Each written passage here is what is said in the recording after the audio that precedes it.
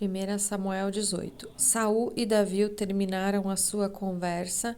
Jonatas, filho de Saul, começou a sentir uma profunda amizade por Davi e veio a amá-lo como a si mesmo. Daquele dia em diante, Saul levou Davi para a sua casa e não deixou que voltasse para a casa de seu pai. Jonatas e Davi fizeram um juramento de amizade, pois Jonatas tinha grande amor por Davi. Ele tirou a capa que estava usando e a deu a Davi. Deu também a sua túnica militar, a espada, o arco e o cinto. Davi saiu-se bem em todos os lugares aonde Saul o enviou.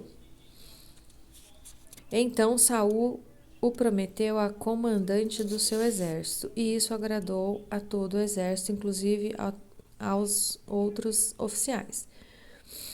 Quando os soldados estavam voltando para casa, depois de Davi ter matado Golias, as mulheres de todas as cidades de Israel saíram para encontrar o rei Saul.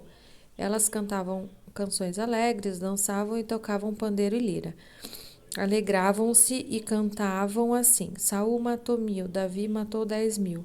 E Saul não gostou disso, ficou muito zangado e disse: Para mim as mulheres deram 1000, mas para Davi deram 10.000. A única coisa que está faltando agora é ele ser rei. E desse dia em diante, Saul começou a ter ciúme de Davi e a desconfiar dele. No dia seguinte, um espírito mau, mandado por Deus, dominou Saul e ele começou a agir como louco dentro de casa. Davi estava tocando lira, como fazia todos os dias, e Saul estava segurando uma lança. Então Saul pensou assim: vou espetar Davi na parede. E atirou a lança contra ele 2 vezes. Porém, nas 2 vezes Davi se desviou. O Senhor estava com Davi e havia abandonado Saul. Por isso, Saul tinha medo de Davi. Então Saul o afastou de si, pondo-o como oficial comandante de 1000 homens. Davi comandava os seus soldados na batalha e tudo o que fazia dava certo, pois o Senhor estava com ele.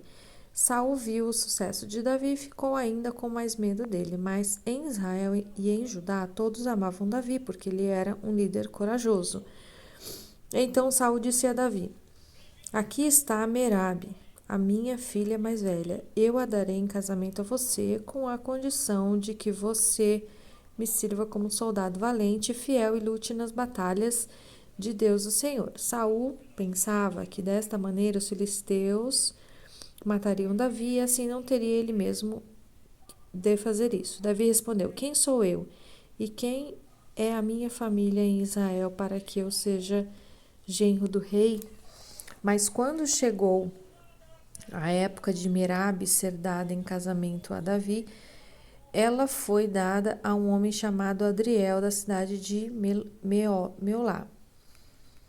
Porém, Mical e outra filha de Saul apaixonou-se por Davi. E quando Saul soube disso, ficou contente. Ele pensou: vou dar Mical em casamento a Davi e ela servirá como uma armadilha para que ele seja morto pelos filisteus. Então, pela segunda vez, Saul disse a Davi: Você será meu genro. Ele mandou que os seus oficiais conversassem em particular com Davi e dissessem a ele: O rei e todos os oficiais gostam de você. Essa é uma boa ocasião para você casar com a filha dele.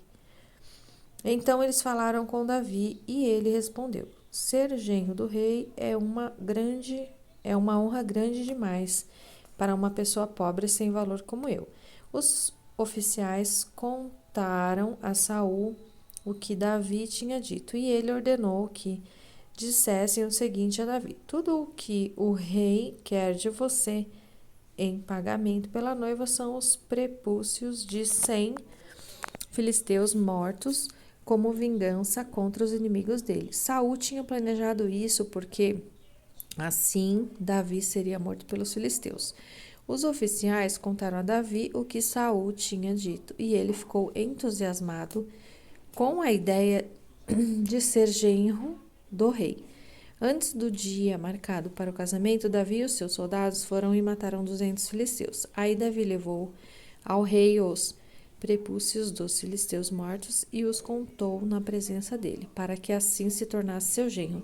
Então Saul deu a sua filha Mical em casamento a Davi. Saul viu e reconheceu que o Senhor estava com Davi e que sua filha Mical amava.